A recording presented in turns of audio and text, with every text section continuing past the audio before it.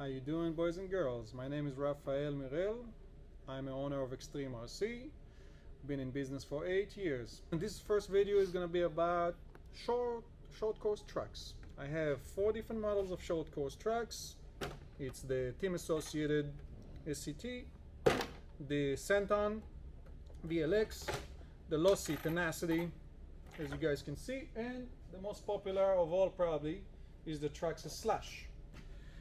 I'm gonna talk about what's good in each of them and what's not so good in each of them and how to make it better.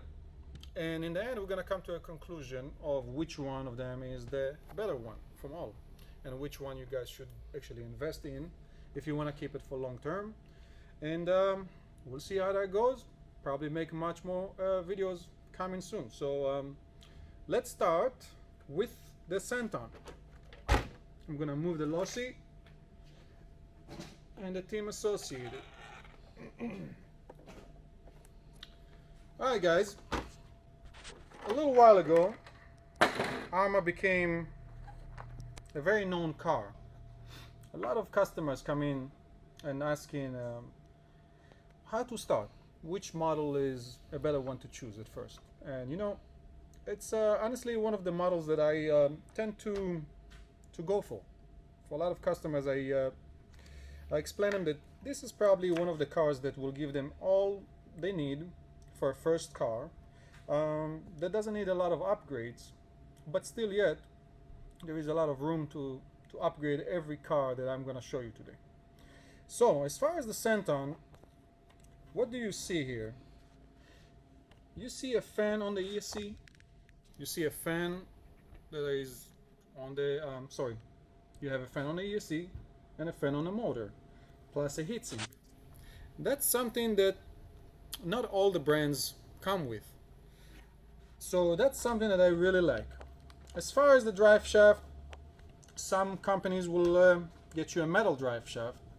Arma chose to put a very strong and thick plastic with a bearing in the middle to help with the vibrations. Every time you get to a high RPMs, normally the shaft will start vibrating, so having this bearing is a great thing.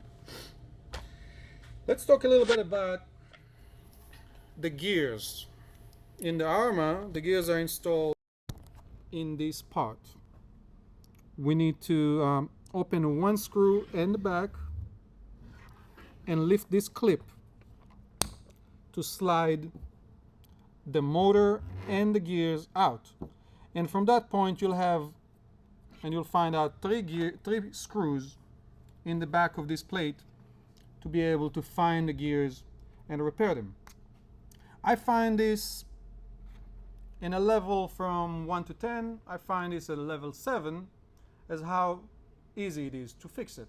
It requires a little more screws than I feel like you should have, but compared to other brands, all of them needs to be you need to deal with some screws. So with this one, what I do not like as much is that there's a lot of junk that gets built up right under the sliding part, which makes it very tough to get this piece off the clip with a clip.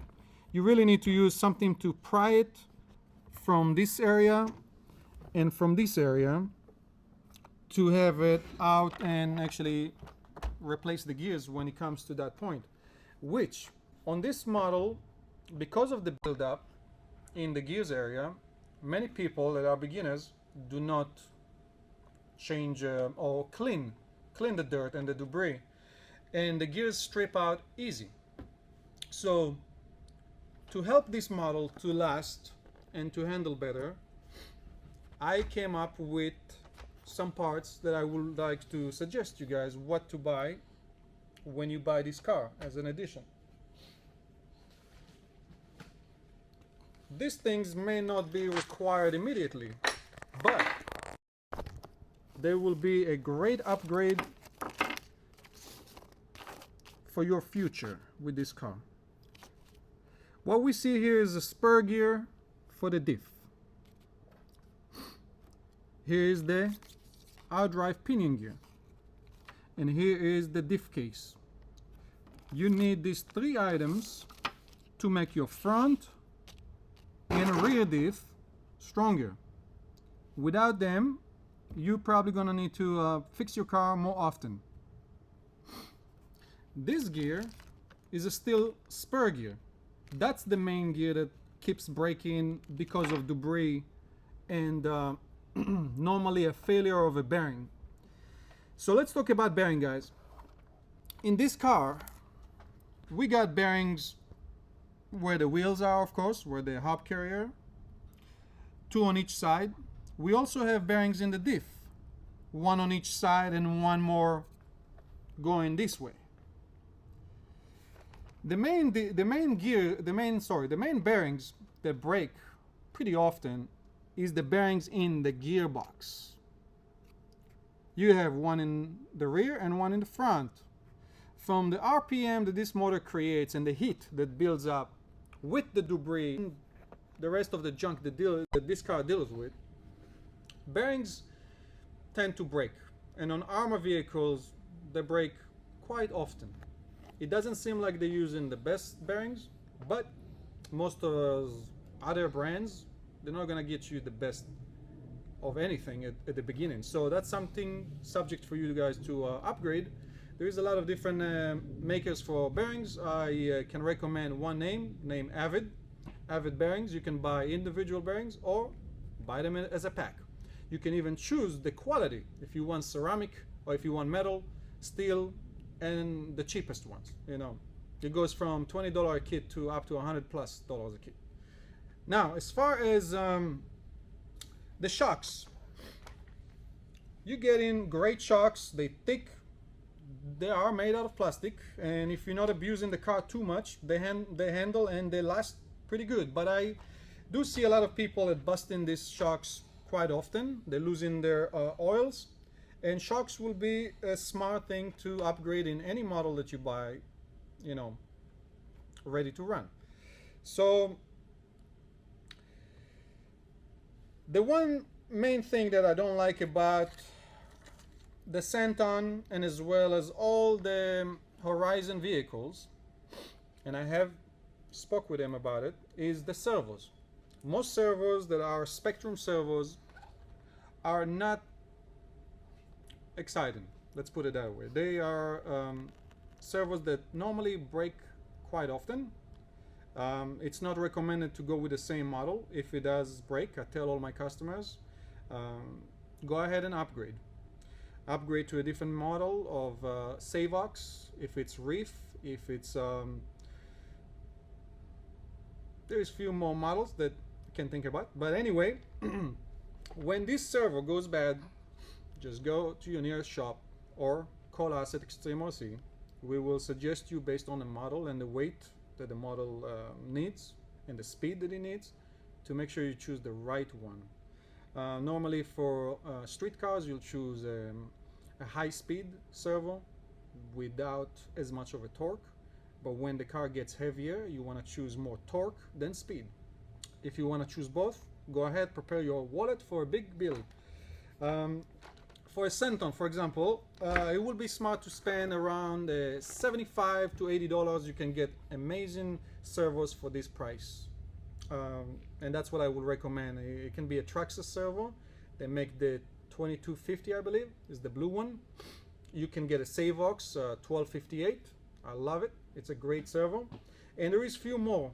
Of course, we can talk about it in a different day. We'll make a special video on servos in a different day.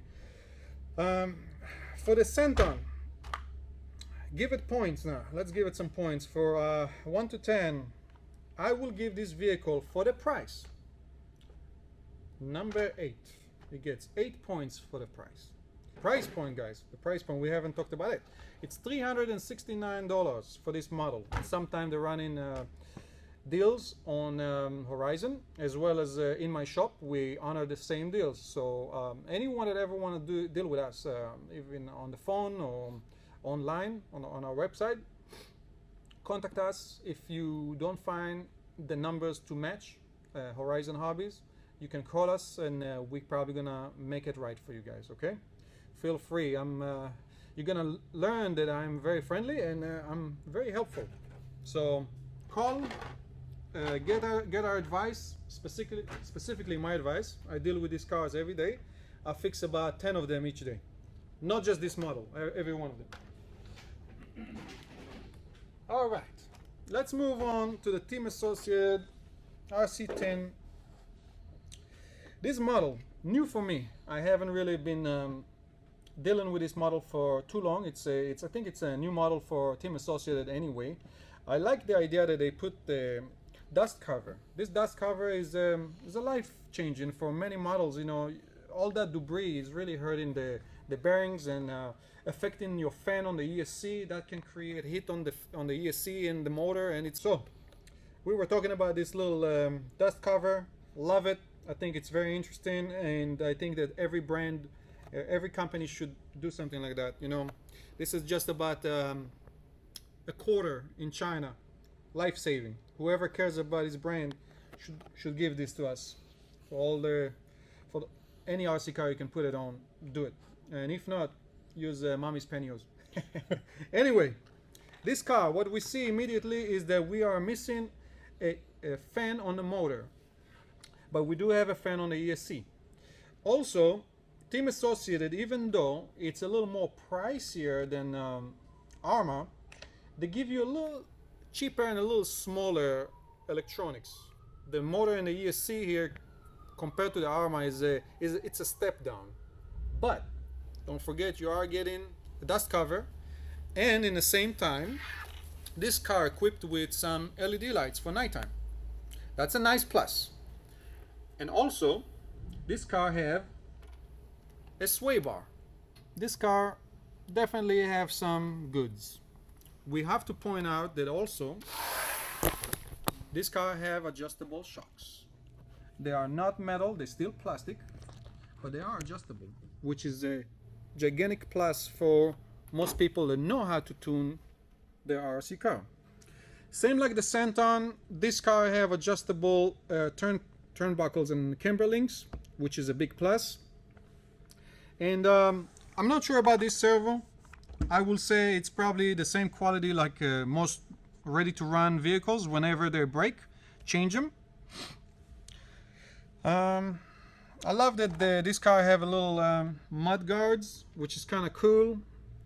You can make your own sometime, and just out of cheap materials, it's very easy to do it. But I have to say that this is a car that's grown on me, and for the price point of $420, you can get this model with a LiPo battery and a fast charger, which means so far it's coming to become one of the best deals in the market, because the Senton with his battery and charger add another $100 if it's a 2-cell, which this one comes with a 2-cell. So it means that the Senton with a 3-cell add $120 if you buy the smart battery and charger as a combination.